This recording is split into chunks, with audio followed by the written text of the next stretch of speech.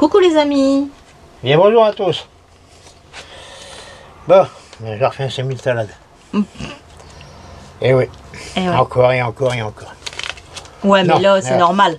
Donc là, on a reçu un petit colis de Sandrine. Je tenais déjà à te remercier, c'est très gentil de ta part. On a été surpris, on a reçu un colis comme ça D'Angleterre. d'Angleterre. Donc il a traversé la Manche. En bateau, je suppose.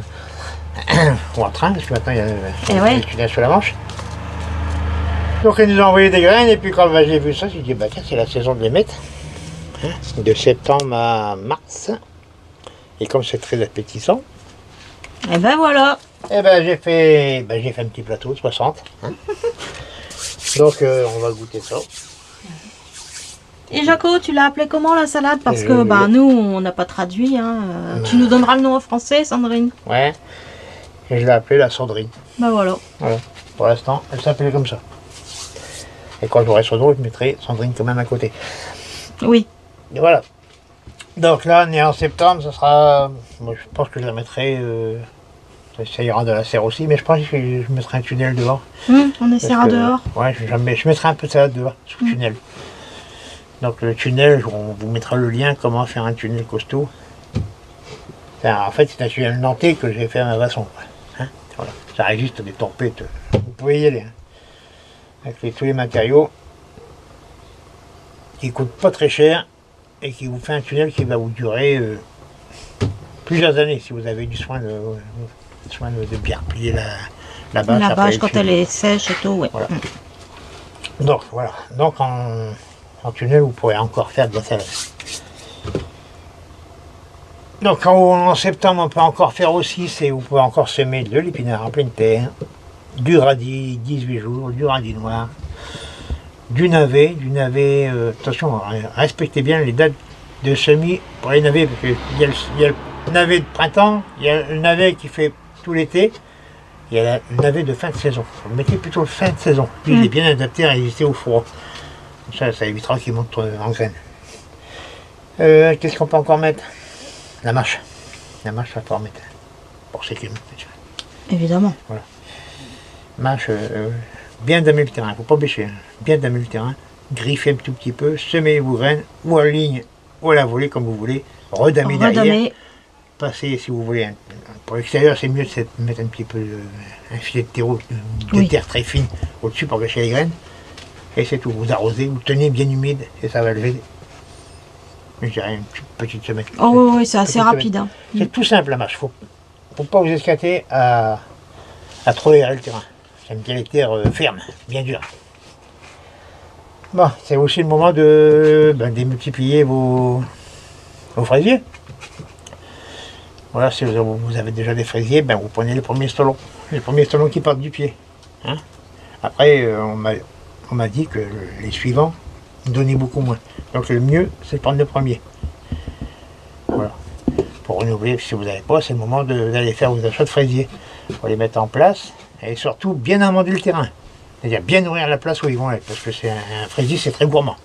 Hein. Et à savoir qu'un fraisier, ça dure 2 à 3 ans. Voilà.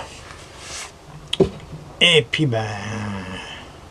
maintenant, je vais vous parler aussi, c'est des échanges. Au niveau plantation, Jaco, au niveau des choux, il y avait aussi... Les choux, ouais, on peut encore semer aussi le chou cœur de bœuf. Oui, voilà.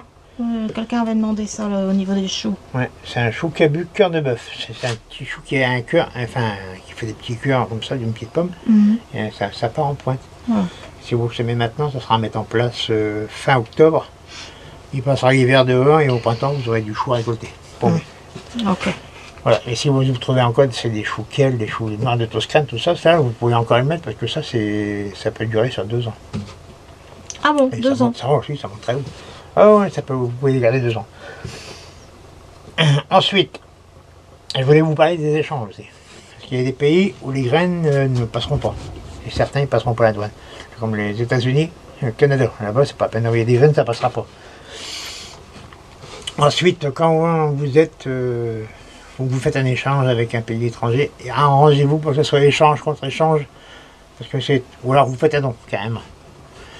Mais ça, il faut être généreux. Parce qu'après, souvent, si on fait des dons, ça coûte. Hein. Voilà. Un dame, c'est 1 euro presque. Donc, Ouais, plus que ça. Hein, si on a fait 10 dans le mois, ça fait 10 euros par Ouais, kilo. ouais. Plus les enveloppes, plus Les sachets et tout ce qui va avec. Voilà. Donc, Voilà. voilà. Donc on ne peut pas toujours donner non plus. Donc on vous demande qu'on vous envoie une enveloppe timbrée pour que vous donniez des graines. C'est déjà pas mal. Mais des fois, c'est compliqué pour qu'ils vous envoient un timbre si c'est pas le même pays. Les timbres qui arrivent ne sont pas bons pour envoyer de la France. Donc le mieux c'est de faire échange contre échange. Comme ça, il n'y a pas de souci, il n'y a pas de problème. Ensuite, quand vous faites vos graines, surtout soignez bien votre travail. Vous n'envoyez pas n'importe quoi, n'importe comment. Quand vous faites vos cucurbitacées, déjà il faut que ça soit à l'époque, il faut que la courgette a poussé sur le pied jusqu'à maturité complète. Il faut après vous les ramasser, quand vous les ramassez, si vous l'ouvrez, vous laissez bien sécher vos graines. N'ouvrez pas les courgettes puis envoyez les graines tout de suite, ça pourrit. Donc vous laissez bien sécher, il faut être sûr de vos graines. Quand vous envoyez, il faut être sûr de vos graines, il ne faut pas se précipiter, vous dire tiens, mais je l'ouvre, vous envoyez tout de suite, hein, comme ça je suis tranquille. Non, c'est pas bien de faire ça, parce que les gens qui vont recevoir ça, ben, eux n'ont plus qu'à les mettre à la poubelle. Donc quelque part c'est une arnaque. Même si vous n'avez pas voulu le faire exprès, c'est une arnaque. Donc toujours bien soigner vos envois de graines. Et surtout, vous faites bien attention aussi, c'est la conformité. C'est très très compliqué pour les cucurbitacées. Parce que les courges ils vont se mélanger entre eux. Les courgettes, si vous avez plusieurs variétés, ils vont se mélanger entre elles à cause des bourdons, bien sûr. Les bourdons, les abeilles, les guêpes, tout ce qui va dedans. Donc, si vous faites des échanges de courges, si vous voulez affirmer que vous avez la bonne variété, c'est que vous l'avez protégée. Donc, si vous n'avez pas protégé, vous prenez les gens tout de suite. Je ne sais pas ce que ça va donner. C'est plus honnête. Et puis, si vous faites des échanges de tomates, là, pareil, il faut bien prendre les tomates qui correspondent à la variété. Surtout, si la tomate doit faire entre 150 et 200 grammes, prenez pas une tomate de 50 grammes pour faire vos graines. Hein, il risque d'y avoir des problèmes après. Surveillez bien toujours que si vos pieds sont bien sains aussi, qu'ils ne sont pas malades. N'envoyez pas des graines sur des petits pieds qui ont été malades. Quand je parle de maladies, je parle de maladies comme le botrytis. Le botrytis, ça se transmet par les graines. Qu'est-ce qui se transmet encore? Le verticillose, ça se transmet aussi par la graine. Le mildiou, non, il ne se transmet pas par la graine. Donc ça va. Si le pied a eu le mildiou, bien sûr que ce n'est pas les tomates qui sont complètement pourries hein, par le mildiou. Mais si le pied a eu le mildiou et qu'il s'est remis, vous pouvez faire vos graines avec. C'est pas pour autant que ça sera plus résistant au mildiou. Et ça, j'y crois pas. Il y a des variétés qui résistent plus que d'autres au mildiou. Mais qu'au final, finissent toujours par la choper quand même. Donc ça résiste un moment. Donc voilà. Donc c'est tout ce que j'avais à dire pour vos échanges. Soignez votre travail. N'envoyez pas n'importe quoi. Vous ferez gagner du temps à tout le monde. Oui, parce que quelquefois ça fait perdre une saison aux gens. Voilà. Nous cette année on a mis 35 pieds de tomates. Sur les 35, il y en avait au moins 10 qui n'étaient pas conformes. Voilà. Voilà. Et 2 qui ont filé le champignon. En plus. Voilà. C'est ce qui a contaminé la bande, hein. C'est clair. Là c'est clair, hein.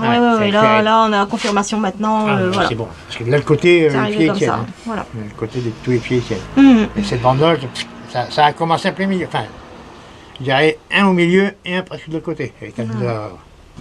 Et la bande où il y avait les pieds de tomates, ça n'était que nos graines que nous avions fait l'année dernière. Et les années précédentes, hein, 2016-2017, voilà. Ça n'était que nos graines et cette bande-là n'a eu aucune maladie. Voilà, mais ça a été atteint qu'après. Ouais, bah ouais, forcément, parce que... Voilà. Les champignons, il leur faut une certaine température. Donc au départ, vous semez vos graines, vous dites, voilà, c'est magnifique, ils sont beaux, ils ne sont pas malades. Vous les plantez, ils ne sont toujours pas malades, ils vont commencer à pousser. Les températures vont commencer à augmenter, et là, le champignon va agir. Donc il va se passer entre le semis et le temps que la maladie agit, souvent ça va se passer 2 mois et demi. C'est foutu après. Ah ouais, après c'est mort. Ah ouais. Donc voilà. Donc, on est bon, Jaco. Je voudrais encore remercier Sandrine. Ouais. Et puis aussi pour la petite lettre qu'elle nous a fait. Ah, qui nous a vraiment touché. Super, très gentil. Ouais. Voilà. Bon. Et voilà. Tu vas aller arroser ça, Jaco, puisque là c'est fait, c'est prêt. Hein. Voilà. Hop. Voilà. Je voulais vous dire ça.